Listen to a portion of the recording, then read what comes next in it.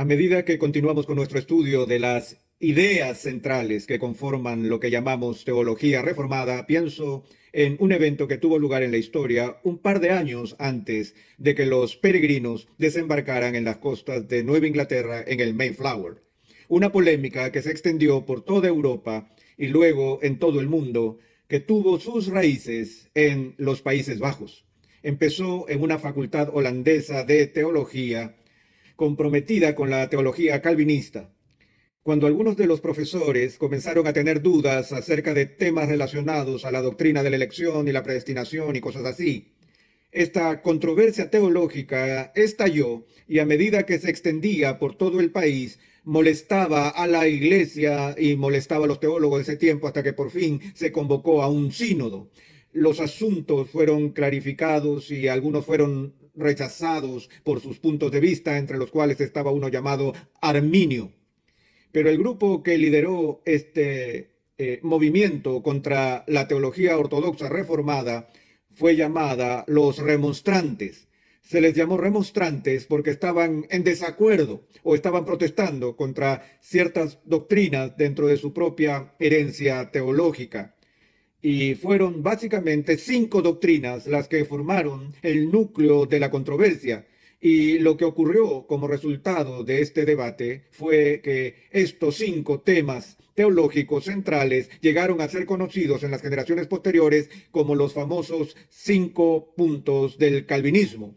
Y hoy se conocen a través del muy popular acróstico en inglés TULIP, T-U-L-I-P, lo cual es una forma inteligente de resumir los 5 artículos que estaban en disputa. Y mencioné ese evento histórico por esta razón. Como hemos dicho desde el principio, sería un grave error entender la esencia de la teología reformada simplemente a la luz de estas 5 doctrinas, porque la fe reformada implica muchos otros elementos de la confesión teológica y eclesiástica. Pero estos son los 5 puntos controversiales de la teología reformada y son estos lo que se consideran popularmente como distintivos de esta confesión en particular. Así que vamos a tomar un tiempo para explicar los 5 puntos del calvinismo a través de las iniciales de este acróstico. Aquí nos encontramos con estas siglas que usa la primera letra de 5 doctrinas diferentes.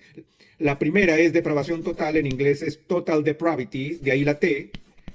La segunda es elección incondicional, en inglés unconditional election, de ahí la U. La L por limited atonement, expiación limitada. La I por irresistible grace, gracia irresistible. P por perseverance of the saints, perseverancia de los santos. Y cuando he dado charlas sobre estas doctrinas en el pasado, yo he mencionado una o más objeciones a estos subtítulos como la definición de las doctrinas, porque muchos de ellos, si no todos, eran de alguna manera confusos, pero encajan tan bien en este acróstico que la gente insiste en el uso de estas abreviaturas para definir los 5 puntos. Y así lo que vamos a hacer hoy es empezar con una breve reseña de la T de TULIP, que se refiere a la depravación total. Recuerdo que hace muchos años estaba enseñando un curso de teología en una universidad y los alumnos que se inscribieron en ese entonces de ninguna manera venían de un trasfondo reformado. Nosotros estábamos viendo diversas doctrinas y llegué a la doctrina de la depravación total. Les di una exposición que tomó más de una semana de clases y al final de ese tiempo les pregunté a los alumnos si ellos estaban persuadidos de que efectivamente esta era la visión bíblica de la pecaminosidad humana. Y todo el mundo en la clase levantó la mano y dijo que sí, que estaban convencidos de que era la visión bíblica correcta. Y pregunté, ¿están seguros? Y dijeron que sí, estaban completamente seguros. Así que fui a la pizarra y en la parte superior izquierda de la pizarra escribí un número, el número de estudiantes. Había como 28 alumnos. Hice un recuadro al número y escribí, por favor, no borrar. Y lo hice por una razón, que todos quedasen comprometidos. Luego, la siguiente semana, empezamos con la U de elección incondicional y entonces hubo gritos de protesta de los alumnos quienes se rebelaron contra esta doctrina, no les gustó en absoluto. Y cuando empecé a presionarlos sobre la doctrina, pregunté, ¿aún siguen persuadidos de la depravación total como lo hicieron la semana pasada? y uno a uno tuvo que ir disminuyendo los números en esa esquina de la pizarra. Y digo esto por esta razón, que hay un sentido en el que si una persona realmente abraza lo que se llama la doctrina de la depravación total, los otros 4 puntos en este sistema de 5 puntos se alinean más o menos, vienen a ser como una cadena de consecuencias y resultados del primer punto. Tomemos un tiempo para ver esto. La situación histórica en que por primera vez esta doctrina se convirtió en algo importante y de gran controversia fue en los inicios de la historia de la Iglesia durante el ministerio de la enseñanza de San Agustín. Y estoy seguro que han oído hablar un poco acerca de la llamada controversia pelagiana de la última parte del siglo IV y en el V siglo, que comenzó cuando este monje británico, cuyo nombre era Pelagio, protestó contra una declaración que estaba en una de las oraciones escritas de Agustín, en cuya oración Agustín hizo este comentario ante Dios y dijo: oh Dios, ordena lo que quieras y concédenos hacer lo que ordenas. Déjame decirlo de nuevo: ordena lo que quieras y concédenos hacer lo que ordenas. Y por supuesto a Pelagio le dio un infarto por esta oración. Ahora, el motivo de su disgusto no fue la primera parte de la oración en la que Agustín dijo: oh Dios, ordena lo que quieras ordenar. Pelagio, siendo un monje, sin duda, estaba de acuerdo con Agustín de que Dios tiene todo el derecho a ejercer su autoridad sobre las criaturas y ordenar lo que considerara agradable a él. Pero lo que alteró a Pelagio fue la segunda parte de la oración, en la que Agustín pidió a Dios que concediera hacer lo que él demandaba, porque Pelagio dijo que eso hacía suponer que la criatura de alguna manera no es moralmente capaz de hacer la voluntad de Dios. Así que creó una larga controversia que francamente continuó hasta este día. Y seguimos teniendo discusiones sobre pelagianismo o semipelagianismo, agustinismo y así sucesivamente. De hecho, he llegado a escribir un libro acerca de todo el desarrollo histórico de esta controversia, desde Pelagio hasta la semana pasada. Por eso, más adelante trataremos eso con mucho más detalle. Me gustaría tener una clase aparte solo para esa materia, pero a modo de introducción y de vista panorámica, este tema tiene que ver con la pregunta del pecado original. Y la doctrina de la depravación total refleja el punto de vista reformado del pecado original. Ahora, este término pecado original es a menudo malentendido en sectores populares. Algunos simplemente asumen que el término pecado original debe referirse al primer pecado, el original, el que todos hemos copiado en mil maneras distintas en nuestras propias vidas, que es el primer pecado de Adán y Eva. Pero ese no es lo que se conoce históricamente en la Iglesia por doctrina del pecado original. Más bien, la doctrina del pecado original define las consecuencias para la raza humana de aquel primer pecado.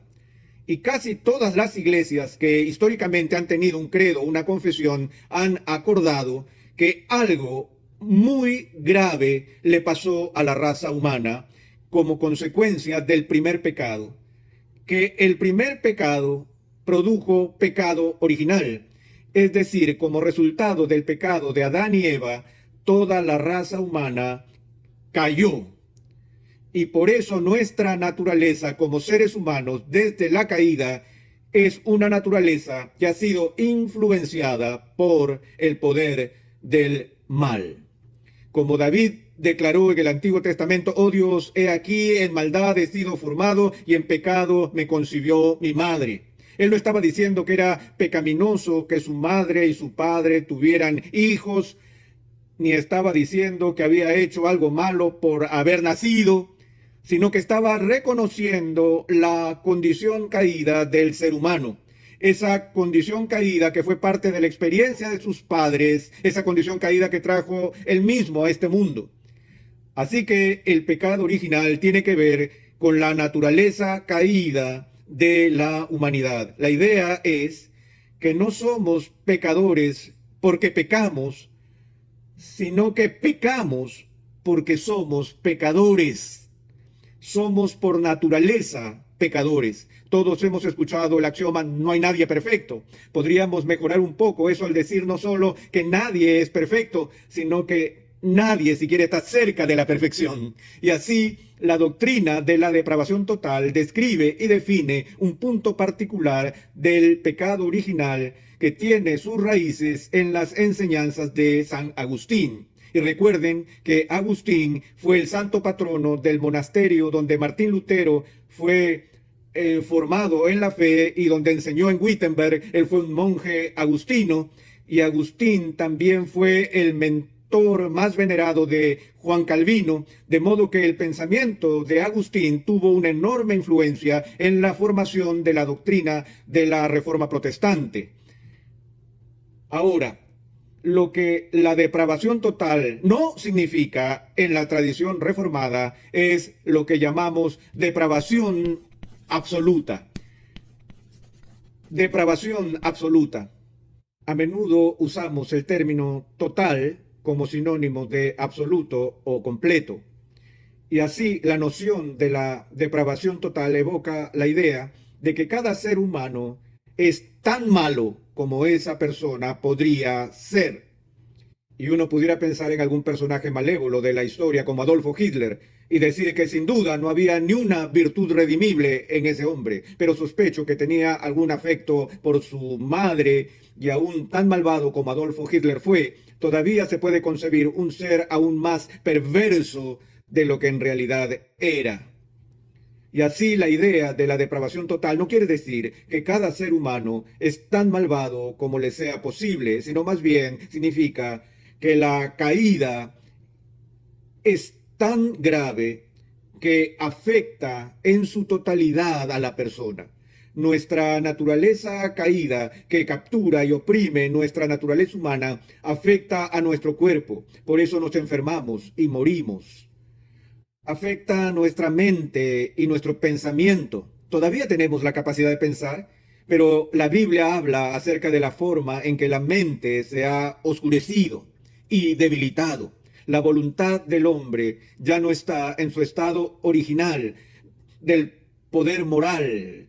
La voluntad, según el Nuevo Testamento, está ahora en esclavitud. Estamos esclavizados a los malos impulsos y deseos de nuestros corazones.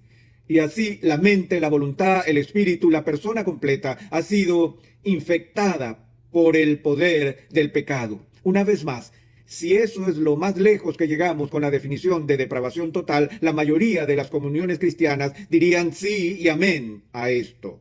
Es decir, la mayoría estaría de acuerdo en que estamos caídos y que la caída es una cosa seria y que la naturaleza humana que traemos a este mundo ha sido tan influenciada por el pecado que toca cada parte de nuestra naturaleza. De nuevo, la mayoría de los credos católicos o universales de la cristiandad afirmarían todo eso. Entonces el debate se torna en un asunto de grado.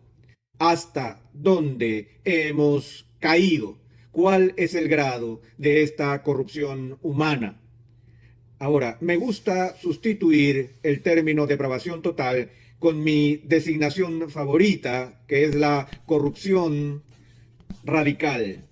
Es un concepto que mis amigos encuentran muy fácil de recordar como su acróstico personal. Corrupción radical son mis iniciales al revés, pero en español, CR.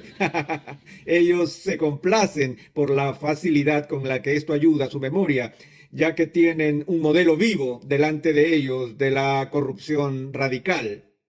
Recuerdo un profesor de gimnasia que yo tenía en séptimo grado, cuando pasó lista el primer día y me llamó por mi nombre, RC, como me llamaban en la escuela primaria, y dijo, oh, Rudo Cabezón. Así que en ese instante tuve un nuevo apodo que probablemente no debería haber mencionado, ya que lo podría escuchar de nuevo en estos días. Pero la razón por la que usamos este término, a pesar de que no encaja con nuestra palabra tulip, sino que sería rulip, y, y nadie va a recordar eso, pero la razón por la que prefiero esto es por el término radical. De nuevo, hay otra de esas palabras que solemos utilizar de varias maneras en nuestra cultura, en particular en el ámbito político, en el que decimos a alguien que está en la izquierda radical o en la derecha radical o así sucesivamente, pero la palabra radical, irónicamente, tiene sus raíces en la palabra latina para raíz, que es la palabra rodex, y se puede traducir raíz o núcleo. Y la idea del término radical es algo que impregna la esencia de una cosa. No es algo que es tangencial o superficial, es decir, que yace en la superficie, sino que penetra en el núcleo del objeto. En una encuesta reciente realizada a evangélicos practicantes, la abrumadora mayoría de personas que respondieron a preguntas particulares en esta encuesta indicaron que estaban de acuerdo con la afirmación de que el hombre es básicamente bueno. Ahora, por lo general, esa frase básicamente bueno significa que la base o la esencia de la humanidad o el núcleo de una persona es bueno. Y aunque reconocemos que uno no es perfecto, que todos somos pecadores y que todos estamos dañados y manchados por diversas imperfecciones, el problema con el pecado, en la idea de que el ser humano es básicamente bueno, es que el pecado entonces es visto como accidental o periférico a la naturaleza humana. Y esto, por supuesto, era parte de la visión optimista de la humanidad que es esencial al humanismo histórico. El humanista reconoce que hay problemas, pero en el fondo lo que necesitamos es más educación, más ayuda del gobierno, y así vamos a estar mejor y mejor y vamos a borrar esas manchas en la superficie que producen la delincuencia y otras formas de maldad. Y me pareció que cuando me enteré de esa encuesta, que tal vez lo que está pasando es que esos que están profesando ser evangélicos están tomando ejemplo de la naturaleza básica de la humanidad caída, más de la cultura que del punto de vista bíblico. La enseñanza reformada dice que la caída se extiende, penetra a la médula. La palabra que se utiliza para el núcleo realmente es una traducción de la palabra latina core, que significa ¿qué? Corazón. Esa es la idea, que nuestro pecado es algo que viene de nuestros corazones. Y en términos bíblicos eso significa desde el núcleo o centro de nuestra existencia. Así es que lo que se requiere para que seamos hechos conforme a la imagen de Cristo no es simplemente algunos pequeños ajustes o cambios de comportamiento, sino nada menos que la renovación desde el interior, nada menos que la regeneración, ser hechos de nuevo, siendo vivificados por el poder del Espíritu. Y así vemos que la única manera en que una persona puede escapar a esa situación radical es cuando el Espíritu Santo cambia el núcleo, cambia el corazón.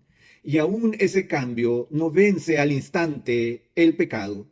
La completa eliminación del pecado aguarda nuestra glorificación en el cielo.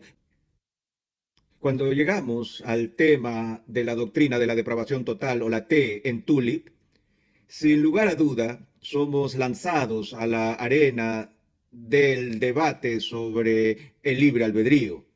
En realidad, la histórica controversia sobre el grado en que el pecado original nos corrompe realmente se centra en el tema del libre albedrío. No puede haber una conversación de 5 minutos sobre las doctrinas de la gracia o la doctrina de la elección sin que alguien pregunte qué pasa con el libre albedrío.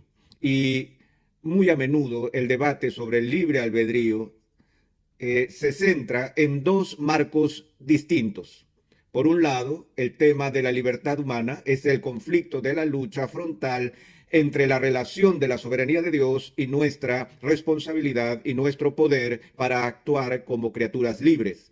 Pero el otro lugar donde la discusión del libre albedrío queda enmarcada es en el tema de la relación entre la caída, el pecado original, y el poder de la libertad humana. Permítanme unos minutos para leer un resumen confesional de esta disputa tal como aparece en la Confesión de Fe de Westminster, que es la Declaración Británica de Teología Reformada del siglo XVII, en la que leemos lo siguiente, cita, el hombre por su caída en un estado de pecado, caído absolutamente, esto es totalmente, ha perdido absolutamente toda capacidad para querer algún bien espiritual que acompañe la salvación.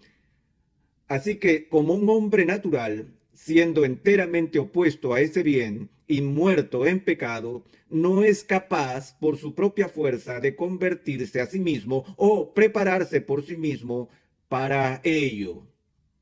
Ahora, lo que está diciendo esta confesión es apuntar al carácter radical de esta doctrina, que afirma que la libertad del hombre en un área determinada se ha perdido por completo o totalmente por la caída, por la caída. No es que el hombre ha perdido por completo su poder de elegir o de tomar decisiones, pero su poder moral para hacer ciertas cosas se ha perdido por completo. Y esa cierta cosa que se resalta aquí es que el hombre ha perdido la capacidad de convertirse a sí mismo o de desear por sí mismo algún bien espiritual. Ahora aquí está el punto crucial en el tema de la doctrina de la depravación total. Se traduce en la doctrina de lo que se llama incapacidad moral. Quiero tomar unos minutos para explicar este concepto y de nuevo podemos regresar al punto de vista de Agustín de la corrupción heredada. Pelagio no estuvo de acuerdo con esto y dijo que la caída de Adán afectó solo a Adán, que no hay consecuencias para las generaciones futuras y la semilla del pecado de Adán es solo por imitación y no a causa de alguna transferencia o transmisión de la condición humana caída. Ahora, después de que Pelagio fue condenado por la Iglesia, surgió una posición moderada que se llamó semipelagianismo. Semipelagianismo que enseñaba que sí hubo una caída, que el hombre, toda la raza humana, la humanidad había sido afectada por el pecado de Adán y que todos nacemos con una naturaleza corrupta, pero esa naturaleza corrupta deja lo que voy a llamar una especie de isla de justicia por la cual aún queda un vestigio restante de la justicia original, que a pesar de que esta persona necesita ayuda de la gracia divina para ser salvo y poder ser hecho santo, pero aún sigue habiendo un poder dentro de la voluntad de la criatura que puede cooperar con la gracia de Dios o rechazar la gracia de Dios. Así que en el análisis final, la razón por la cual algunas personas vienen a Cristo y otras no, por la que algunos serán redimidos y otros se perderán, está basada en última instancia en la decisión humana y en ese poder que permanece en la voluntad después de la caída. Ahora, Pelagio dijo que una persona puede vivir una vida perfecta sin la gracia. Y dijo que la gracia facilita la redención, pero no es necesaria. Las personas pueden ser perfectas y de hecho Pelagio argumentó que algunos ya habían alcanzado la perfección sin la ayuda de Dios. Los semipelagianos difieren de Pelagio en este punto diciendo, no, la gracia es absolutamente necesaria. Es una condición previa para que alguien sea redimido. Usted no puede salvarse sin la gracia. Sin embargo, la gracia no está sola. Es la gracia y algo más. La gracia más los esfuerzos de la voluntad humana en la fuerza que permanece intacta después de la caída. Agustín fue uno de los principales artífices de la idea que se recuperó en el siglo XVI en la Reforma, en una de las solas de ese momento, la famosa idea de sola gratia, solo por gracia. Agustín decía que la caída es tan profunda y que el poder del pecado es tan fuerte en el corazón humano que solo Dios, por su gracia y solo por su gracia, puede cambiar la disposición del alma humana para llevar a esa persona a la fe.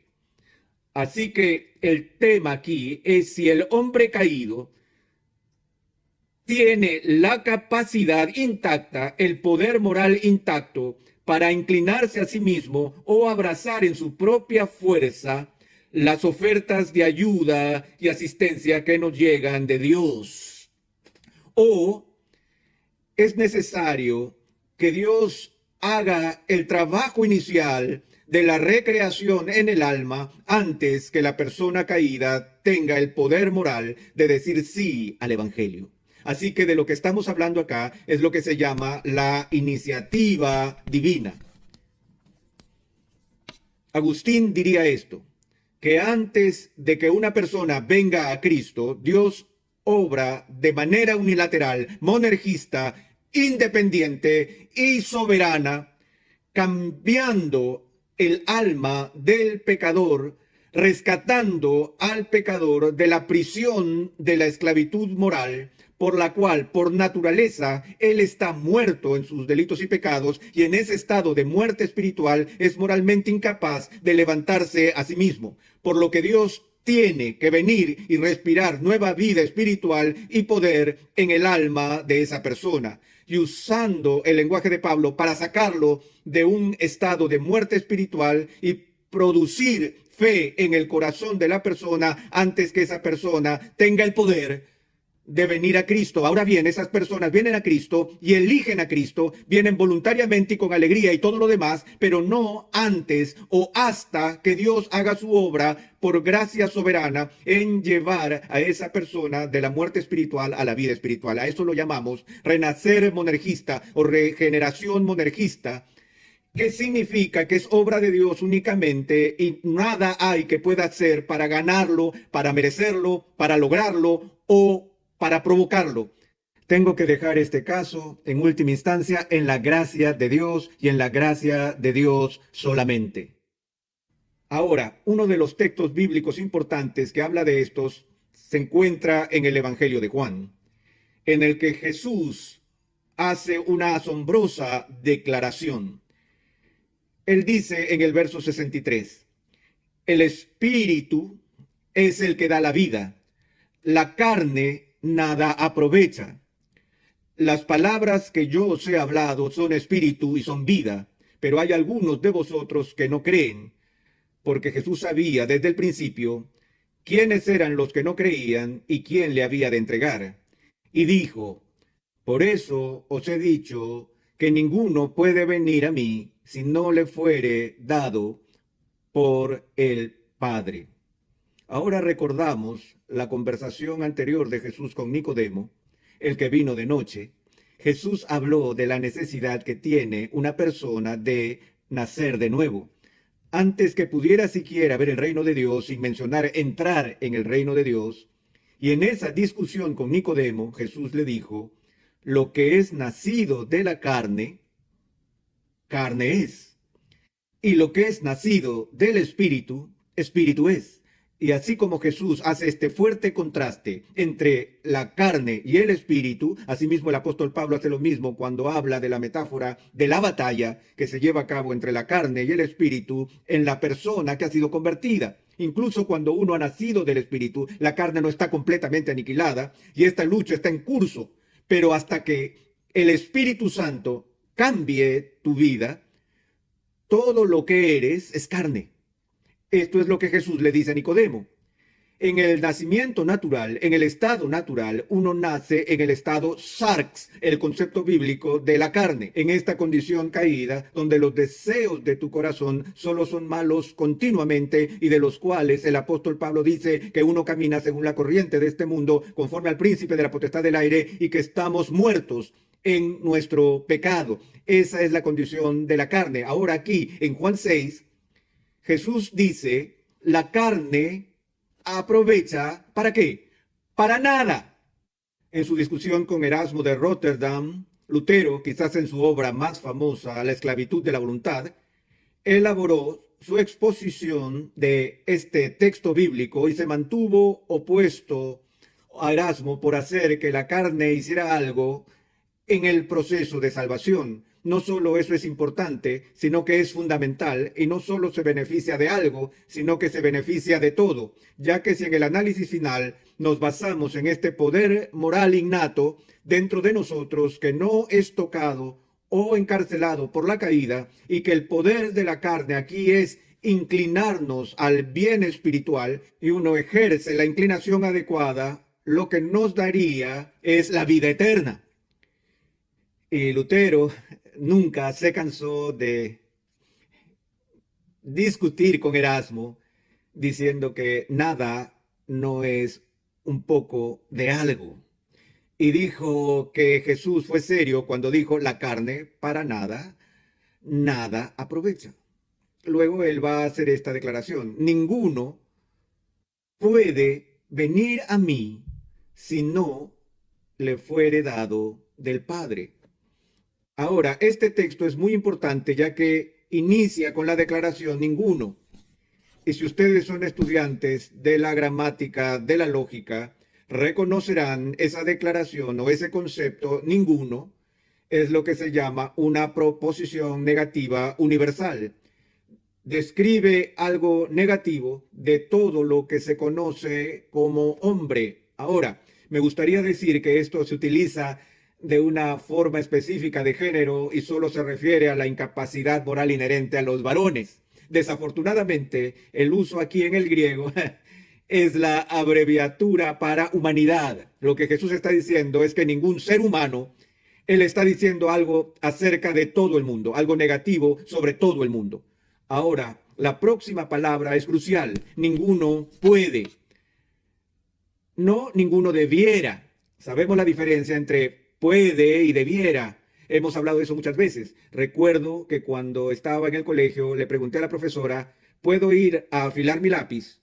Y ella dijo, yo estoy segura de que puede, pero usted quiere decir si debes ir a afilar el lápiz.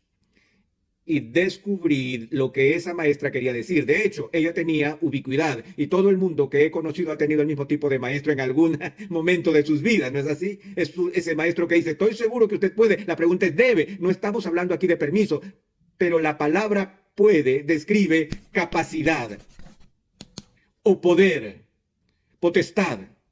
Y lo que Jesús está diciendo aquí es que ningún ser humano tiene el poder o la capacidad de hacer algo.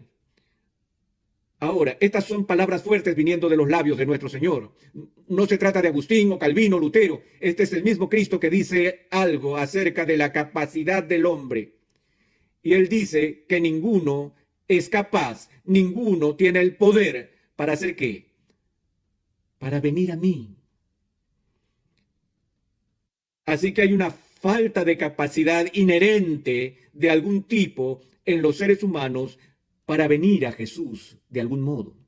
Ahora, obviamente, cuando él dice ven a mí, no está hablando de algo espacial o geográfico. Obviamente ninguno de nosotros tiene la capacidad de ir a él en su presencia terrenal en Palestina, porque él ya no está allí. Y él no estaba diciendo que ningún hombre podía venir y averiguar dónde él vivía. El venir a mí es la forma en la que él llama a la gente a que se acerquen en fe para su salvación. No creo que haya algún erudito bíblico que ponga en duda que eso es lo que Jesús está diciendo aquí con respecto a venir a Él. Nadie puede venir a Él a menos que,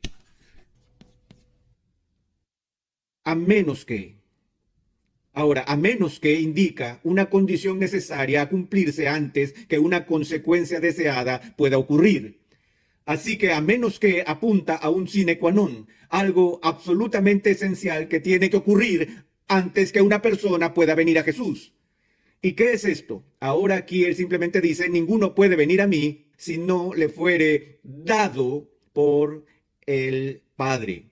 Más atrás en el texto dice, ninguno puede venir a mí si el Padre que me envió no le trae o lo atrae, aunque la palabra que se usa allí es la palabra que la mayoría de los diccionarios traducen como la palabra obligar. No es simplemente un incentivo externo como tratar de atraer a la gente a ir a él. La idea aquí es que Dios tiene que hacer algo en este punto. Dios tiene que habilitar a la persona para venir. Esa es la clave. Que nosotros, de acuerdo a la doctrina de la depravación total, hemos perdido nuestra capacidad humana natural para venir a Jesús. Todavía hacemos elecciones, pero tomamos nuestras decisiones según nuestros deseos. Esa es la esencia de la libertad, el poder elegir según nuestros propios deseos o inclinación. Pero es un arma de doble filo. No solo somos libres en el sentido de elegir de acuerdo a nuestros deseos, sino que no podemos no ser libres en ese punto. No solo podemos elegir lo que queremos, sino que la única clase de elección que es una elección real es la elección que se hace según lo que uno desea. Y así todos aún somos personas libres en el sentido de que podemos hacer lo que queramos. Pero esa no es la libertad real a la que el Nuevo Testamento se refiere. No trata el problema de la servidumbre moral, ni lo que el pecado original enseña en la doctrina de incapacidad moral bajo el tema de la depravación total. Esto significa que somos esclavos de nuestros propios deseos. Y por naturaleza no tenemos deseo por Cristo o por las cosas de Dios. Así que libremente lo rechazamos. En la medida en que elegimos lo que queremos y lo que no queremos es a Él, a menos que Dios cambie el deseo del corazón. Ven, por eso es que no se llama incapacidad natural, se llama incapacidad moral. No tenemos el poder o la capacidad de amar el bien. Para que eso suceda, tenemos que ser transformados. Dios tiene que intervenir y en su gracia Él nos tiene que rescatar de la muerte espiritual y la otra metáfora de la esclavitud espiritual. Él nos tiene que dar el don de la fe mediante la creación de una resurrección espiritual en el corazón y en el alma. Y ese es el primer punto del acróstico de la depravación total. Se refiere al grado de corrupción que es tan grave que no hay una isla libre de la esclavitud de la corrupción ubicada en las profundidades del alma humana. Pero hasta que nazcamos del Espíritu, somos carne. Y la única manera de que podemos llegar a la fe es si Dios, en su gracia y solo en su gracia, nos libra haciendo que nazcamos por segunda vez por el poder creador del Espíritu Santo.